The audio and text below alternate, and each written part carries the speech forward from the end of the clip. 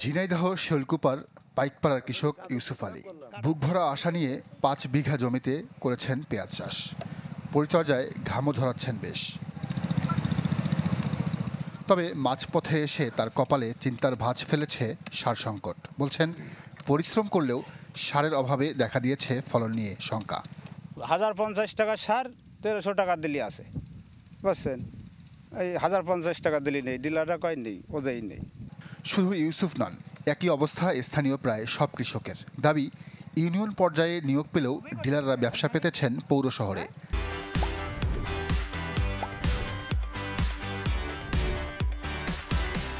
তাই কাঙ্ক্ষিত সার পেতে দিতে হয় দ্বিগুণ টাকা। সরকার রেট দিয়েছে 1350, ওই আনতে গেলে বলতেছে 2400-2500।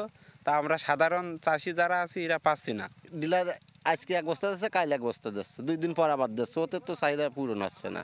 এই চাষের অনুযায়ী আমার সার যে পরিমাণ দরকার সে পরিমাণ আমরা পাচ্ছি না, তো 10 ভাগের 1 ভাগ সারও পাচ্ছি না। তবে খুচরা বিক্রেতা ও ডিলাররা বলছেন, চাহিদা মতো বরাদ্দ নেই, তাই তৈরি হয়েছে সারের এই সংকট। কৃষি অফিস আগে জরিপ করেনি ঠিক মতো। কৃষি অফিস যদি কতটুকু কৃষকের সার প্রয়োজন এটা যদি আগে জরিপ করতো তাহলে কৃষক সার পাইতে। কৃষকের যে চাহিদা, সেই চাহিদা অনুযায়ী বরাদ্দ কম, তার পুরাপুরি চাহিদা পূরণ করা যাচ্ছে না। এসব অজুহাত মানতে নারাজ উপজেলা কৃষি অফিস। কর্মকর্তা বলছেন, কৃত্রিম সংকট সৃষ্টিকারীদের বিরুদ্ধে নেওয়া হবে কঠোর ব্যবস্থা। গত মাসে যখন বেশি ছিল তখন আমি এই মাসের থেকে অগ্রিম 500 টন ডিএপি আমি নিয়ে গেছি, নিয়ে আমরা সেটা উত্তোলন করে কৃষক পর্যায়ে বিতরণ করে দিছি।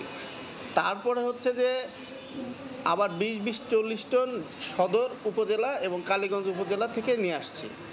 তো বর্তমানে সারের কোনো সমস্যা আছে বলে আমি মনে করি না। কৃষি সম্প্রসারণ অধিদপ্তরের হিসেবে এবার উপজেলায় পেঁয়াজ আবাদের লক্ষ্যমাত্রা ধরা হয়েছে 12 হেক্টর জমিতে, যেখানে রাসায়নিক সারের চাহিদা ধরা হয় 8000 টন।